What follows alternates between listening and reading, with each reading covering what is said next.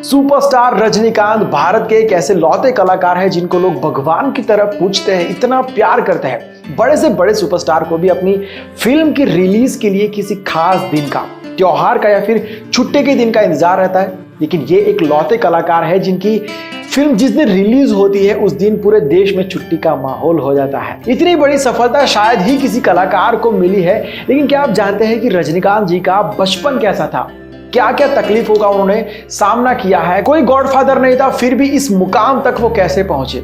ना हीरो जैसा लुक, ना सिक्स पैक, ना चार्मिंग फेस, ना हीरो जैसी हाइट, सिर्फ और सिर्फ एक्टिंग और स्टाइल के दम पर यहां तक पहुंचने में उनको कैसे कैसे दिनों का सामना करना पड़ा, आइए जानते हैं डिटेल में। रजनीकांत जी का जन्म 12 दिसंबर 1950 में कर्नाटका के बेंगलुरु में एक मराठी परिवार में हुआ था। पिताजी का नाम रामोजीराव गायकवाड़ जो एक पुलिस कांस्टेबल थे, माता जी का नाम जीजाबाई जो एक हाउसवाइफ थी। उनके माता पिता ने उनका नाम छत्रपति शिवाजी महाराज के नाम से शिवाजी गायकवाड़ रखा था। 4 भाई बहन थे, उनमें से सबसे छोटे थे हमारे शिवाजी। ये एक मिडिल क्लास फैमिली था। जब पिताजी रिटायर हुए तो सब लोग बेंगलुरु के हनुमंत नगर में शिफ्ट हो गए।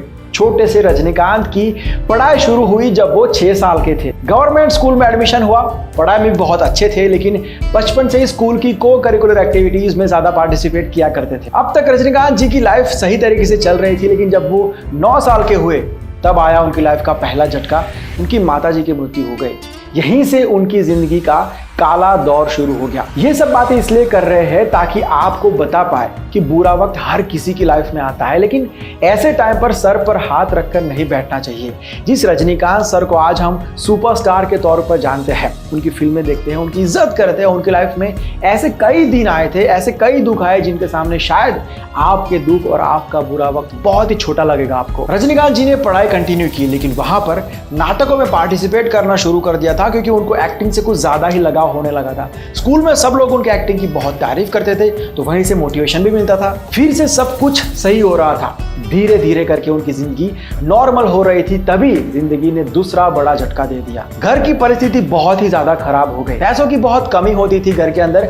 छोटे से रजनीकांत ने घर की आमदनी में हाथ बढ़ाने के लिए हाथ पैर मारना शुरू कर दिया था। जानकर हैरानी होगी आपको, वो कूली का काम भी करते थे, लोगों का सामान उठाते थे कुछ पैसों के लिए। कारपेंटर का काम उन्होंने सीख लिया था। छोटी सी उम्र में लोगों के लिए लकड़ी का सामान बनाते थे। जितना हो सकता था उतना घर की मदद करने के लिए वो सब कुछ उन्होंने किया। लेकिन इतनी मेहनत करने के बाद भी घर की हालात सही नहीं हुई। कुछ और करना जरूरी था जिससे थोड़ा ज्यादा पैसा घर में आ सके। बड़ी मुश्किल से उनको बेंगलोर ट्रांसपोर्ट सर्विस में कंडक्टर की नौकरी मिली। भले ही एक्टिंग करने का वक्त नहीं मिलता था, लेकिन अपने पैशन को उन्होंने जिंदा रखा। बस में सबके सामने एक्टिंग करते थे। उनकी टिकट्स देने की अदा, उनकी सीटी मारने की स्टाइल, छुट्टे पैसे वापस देने की स्टाइल, इन सब से पैसेंजर्स बहुत एंटरटेन होते थे। अब उनके एक बहुत ही अच्छे दोस्त थे राज बहादुर जी। उन्होंने रजनीकांत जी को मोटिवेट किया कि भाई तू बहुत ही बड़ा एक्टर है, आज मैं देख सकता हूं, कल पूरी दुनिया देखेगी।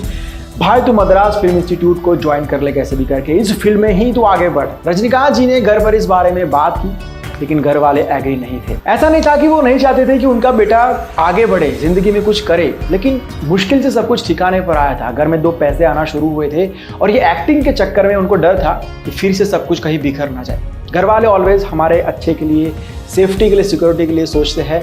एक तरीके से वो लोग सही होते हैं। अब घर से ही मदद नहीं मिली तो उनके दोस्त ने उनको फाइनेंशियली सपोर्ट किया और रजनीकांत सर ने ये रिस्क ले ही लिया आखिरकार और मद्रास फिल्म इंस्टीट्यूट को ज्वाइन कर लिया। अब यहाँ पर तो एक्टिंग की ही बात होती थी चारों तरफ, तो वो अपने एरिया में आ गए थे। टैलेंटेड तो थे ही और आगे बढ़ने का जुनून भी था। इतनी तकलीफों से गुजरे थे कि वक्त और पैसों की अहमियत को अच्छे से समझते थे। दिन रात मेहनत की और वहाँ हीरा धीरे धीरे शाइन करने लगा। वहाँ तमिल फिल्म डायरेक्टर बालचंद्र जी ने एक बार उनको नोटिस किया कि ये कमाल का एक्टर है। उन्होंने उनको पहली फिल्म ऑफर की। रोल छोटा सा था, लेकिन रजनीकांत जी ने उसमें जान डाल दी। उसके बाद बैक टू बैक फिल्म्स उनके आने लगी। साउथ इंडस्ट्री को एक यूनिक एक्टर मिल गया था।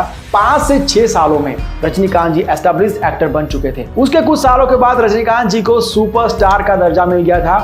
उसके बाद बॉलीवुड में भी कई फिल्म्स उनकी आई और ऐसा नहीं है कि उसके बाद कभी बुरा वक्त आया ही नहीं है, डाउनफॉल आया ही नहीं है। ऐसा दौर भी आया था कि फिल्म्स लगातार उनकी फ्लॉप हो रही थी, लेकिन जो बंदा जमीन से उठा हो उसे कोई फर्क नहीं पड़ता है नीचे आने से, फेलियर से। ऐसे लोग कभी भी कमबैक कर सकते हैं क्योंकि उन्होंने जो लास्ट स्टेज होता है, सबसे नीचे वाला स्टेज, उसको भी देखा होता है, उसको जिया होता है, वहीं से ये लोग ऊपर आए हैं। रजनीकांत जी फिल्म शिवाजी से वर्ल्ड वाइड फेमस हो गए और हिंदुस्तान के हाईएस्ट पेड एक्टर बन गए। रजनीकांत जी के आज कई मंदिर है, लोग उन्हें भगवान मानते हैं, उनकी पूजा करते हैं। अब कमाल की बात यह है कि इतनी बड़ी सक्सेस के बाद रजनीकांत जी आज भी वैसे ही है जैसे पहले थे, डाउन टू अर्थ, आम इंसान की तरह रहते हैं, घूमते हैं, लोगों से बात करते हैं, जितनी हो सके उतनी ज्यादा लोगों की मदद करते हैं। एक तरफ एक्टर्स पब्लिक में जब आते हैं तब प्रॉपर ड्रेसिंग के साथ आते हैं, मेकअप के साथ आते हैं ताकि उनका स्टेटस बना रहा है, लेकिन रजनीकांत जी एक ऐसे लौते सुपरस्टार है जो रियल है और रियल ही रहते हैं। वो धोती कुर्ता पहन के आते हैं लोगों के सामने बिना मेकअप के, इवन वीक भी नहीं पहनते हैं, और उनके ऐसे लुक से पब्लिक को कोई फर्क नहीं पड़ता है, उनका फैन फॉलोइंग डाउन नहीं होता है और ज्यादा बढ़ता है। तो कुल मिला के इन्होंने एक बेंचमार्क सेट कर दिया है,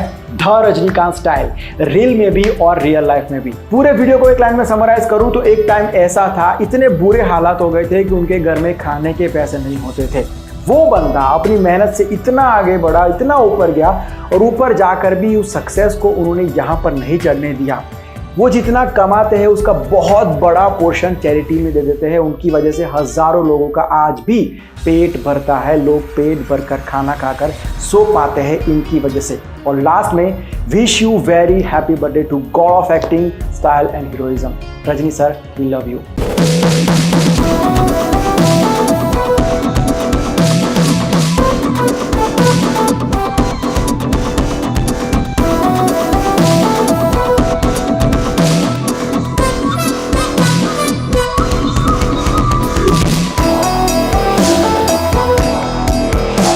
जब तक तोड़ेंगे नहीं तब तक छोड़ेंगे नहीं, इस छोटे से हीरो के ऊपर ये लाइन बराबर फिट होती है।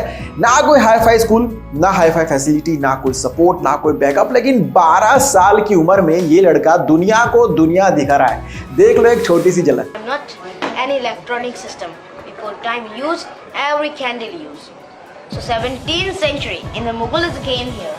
So destroyer, these are faces. Oh. But this temple 1093, 1000 earlier, 11th century.